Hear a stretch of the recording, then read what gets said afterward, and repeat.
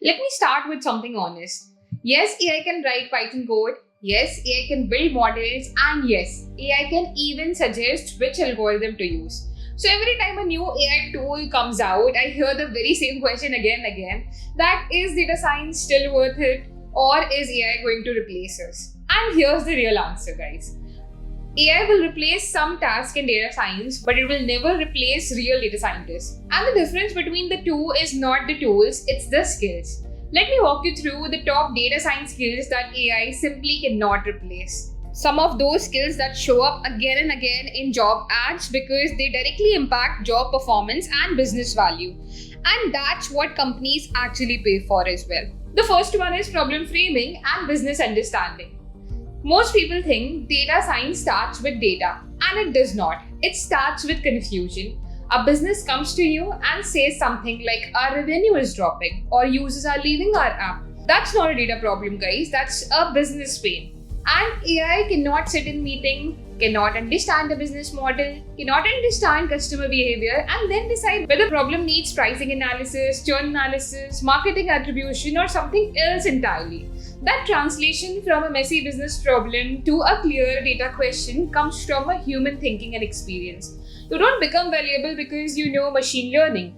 You become valuable because you know what should be solved and why. The second skill set would be asking the right question. AI is amazing at giving answer, but it depends completely on the question that you are asking. If your question is shallow, the output could also be shallow as well. A strong data scientist constantly questions everything. Why does the metric matter? Who is going to use the result?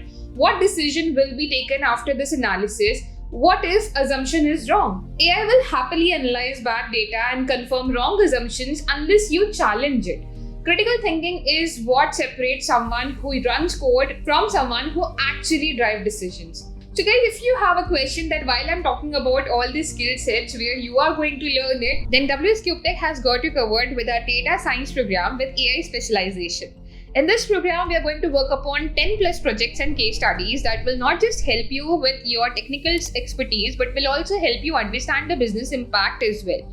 Your knowledge in the business domain will expand after these projects and case studies. Plus, you'll be given a mega capstone challenge where basically we don't just believe in spoon feeding. We also help you in such a way that you can go beyond your capabilities as well and test yourself that how you have performed when you have been given a project on your own.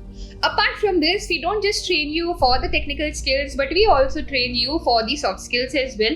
Plus, we prepare you end-to-end for the interviews through our last mile prep.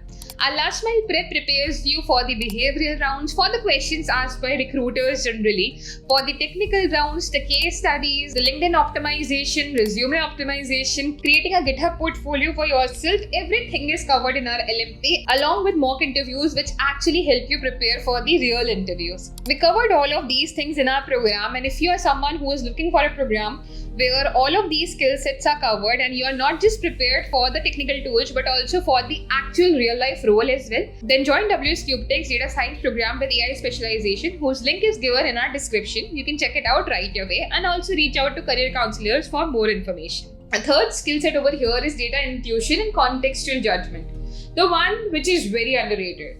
When you have worked with data long enough, you start developing a sense of what looks normal and what does not. If numbers suddenly spike or drop, you don't get excited immediately. You get suspicious that something is wrong. AI might tell you that conversion increased by 300% overnight. A human pauses and asks if tracking broke, if bots are entering the system, or something else is wrong in the pipeline. See, AI sees pattern, but humans understand the reality. The fourth skill set over here is storytelling and influence. And here's a hard truth. A perfect model that nobody understands is useless.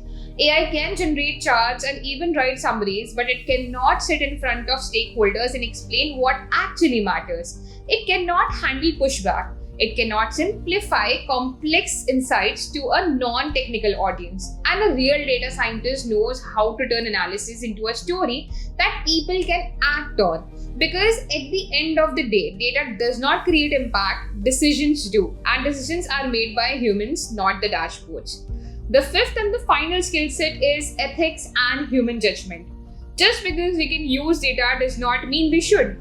AI does not stop itself and ask whether a model is biased, whether a user privacy is being violated, or whether an automated decision might harm people. Those decisions require responsibilities. As data become more powerful, the human role in setting boundaries becomes even more important. This is something AI will never own.